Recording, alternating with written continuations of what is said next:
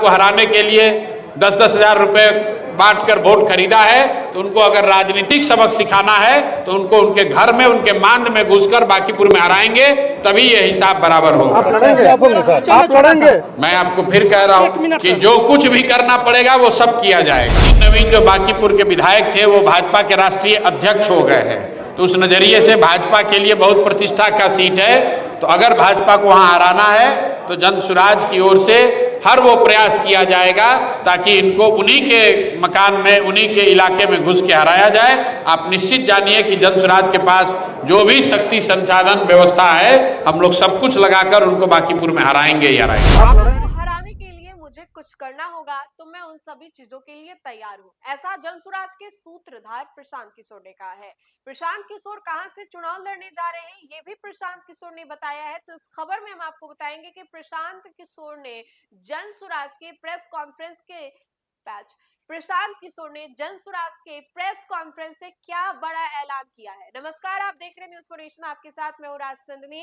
अभी हाल ही में जब बिहार में विधानसभा का चुनाव हुआ था तब प्रशांत किशोर ने चुनाव नहीं लड़ा था। उन्होंने कहा था कि मेरे पास एक से एक धुरंधर है और इस चुनाव में वही सबको मैं मैदान में उतारूंगा। हालांकि आपको बताएं तो प्रशांत किशोर ने अब जाकर के अपनी दिली इच्छा जाहिर की है, जिसमें कि उन्होंने बताया है कि प्रशांत किशोर क्या वाकई चुनाव लड़ेंगे और अगर लड़ने वाले हैं तो कहां से वो चुनाव लड़ेंगे। आपको बताएं तो अभी हाल ही में नितिन नवीन जो कि भाजपा के नए नवेले राष्ट्रीय अध्यक्ष बने हैं, वो बांकीपुर से चुनाव जीते थे। अब जब वो राज्यसभा चले गए हैं तो वो सीट जो है बांकीपुर का वो खाली हो गया, वहां पर उपचुनाव होना है। उसी उपचुनाव को लेकर के प्रशांत किशोर ने प्रेस कॉन्फ्रेंस की थी और उसी दौरान उनसे सवाल पूछा गया कि क्या वो बांकीपुर सीट से चुनाव लड़ेंगे। आप सोचिए कि प्रशांत किशोर ने क्या कहा होगा। आपको मालूम होगा कि बहुत समय पहले तक या अभी भी बहुत सारे लोग प्रशांत किशोर की पार्टी जनसुराज को बीजेपी का टीम भी बताते हैं, लेकिन अब प्रशांत किशोर ने इस पूरी बात को लेकर के कहा है कि अगर भाजपा को हराने के लिए मुझे भी मैदान में उतरना होगा तो मैं तैयार हूं। और बातों ही बातों में प्रशांत किशोर ने बांकीपुर से चुनाव लड़ने का ऐलान कर दिया है। सर, एक बांकीपुर से चुनाव लड़ेंगे क्या सर आप? बांकीपुर से जनसुराज बहुत मजबूती से चुनाव लड़ेगा। आप लड़ेंगे सर? आ रहा हूं उस पे। जनसुराज में एक सामान्य अभी सोच बनी है कि बांकीपुर जो पिछले 40-45 साल से भाजपा चुनाव नहीं हारी है और आज नितिन नवीन जो बांकीपुर के विधायक थे वो भाजपा के राष्ट्रीय अध्यक्ष हो गए हैं, तो उस नजरिए से भाजपा के लिए बहुत प्रतिष्ठा का सीट है। तो अगर भाजपा को वहां हराना है तो जनसुराज की ओर से हर वो प्रयास किया जाएगा ताकि इनको उन्हीं के मकान में, उन्हीं के इलाके में घुस के हराया जाए। आप निश्चित जानिए कि जनसुराज के पास जो भी शक्ति, संसाधन, व्यवस्था है, हम लोग सब कुछ लगाकर उनको बांकीपुर में हराएंगे ही हराएंगे। आप लड़ेंगे? गारंटी देना चाहते हैं जनता की तो भाजपा को छोड़कर आपको चुने बांकीपुर में?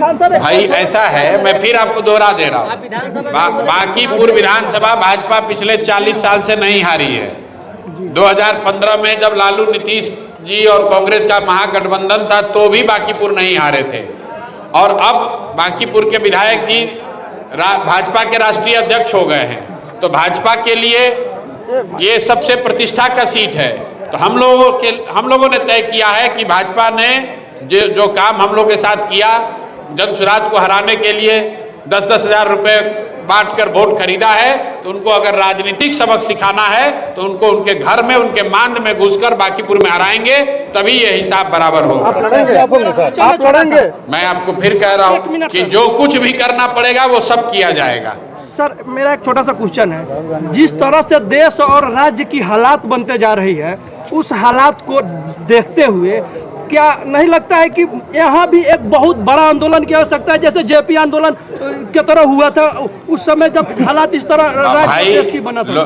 लोगों को सुधरने की जरूरत है, आंदोलन की जरूरत हो ना हो, लोगों को सही वोट देने की जरूरत है, पैसे पर नहीं बिकने की जरूरत है। जाति धर्म से ऊपर उठकर अपने भलाई, अपने बच्चों के पढ़ाई, रोजगार के लिए वोट देने की जरूरत है। खाली आंदोलन करने से और भाषण देने से कुछ नहीं होगा। 5 बरस जिस सरकार ने आपको लूटा, जिस सरकार ने 5 बरस लूटा, आपके बच्चों को बेरोजगार बनाया, आपके बच्चों को पलायन करने के लिए मजबूर कर दिया, उसी सरकार को, उसी दल को जाकर आप 200 लोगों को वोट देकर जिताए हैं, तो चाहे जीवन भर आंदोलन कीजिए। अभी टीआरई के छात्र आंदोलन कर रहे हैं, उन पर लाठी चली है, और वही बच्चे जब वापस आएंगे, वो बच्चे और उनके परिवार वाले फिर उसी नीतीश कुमार, उसी जदयू, उसी मोदी को वोट देंगे। तो आंदोलन ऐसा है, कोई नेता या सत्ता में बैठे हुए लोग आंदोलन से नहीं डरते हैं, नेता सिर्फ वोट का चोट समझता है। तो जनता को ये समझना होगा, जितना भी आंदोलन कर लीजिए, जितना भी चिल्ला लीजिए, जब तक वोट से नहीं हराइएगा तब तक कोई आपसे डरने वाला नहीं है।